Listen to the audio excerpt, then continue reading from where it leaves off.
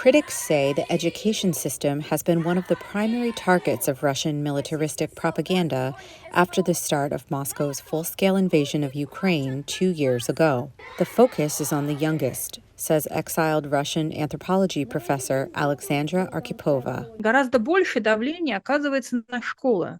Schools are under much more pressure, especially junior schools. The children are being continuously taught to get accustomed to the idea that a war, this is good.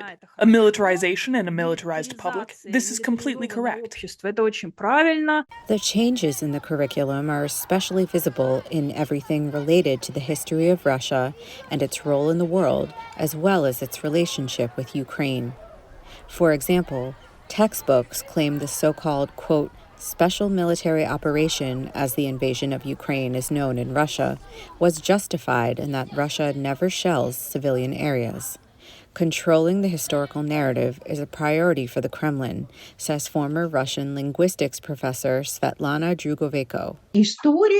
History is what shapes the self-consciousness of the nation.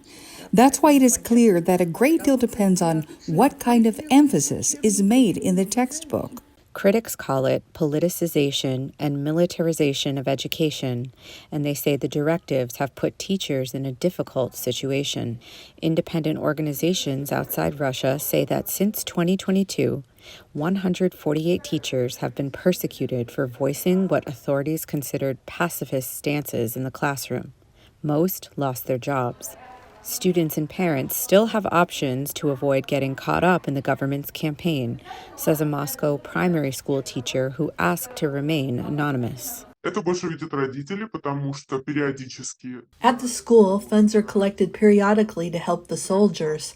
Parents of children are notified by text message that there will be a collection of aid for the front, but it's up to the parents to participate or not.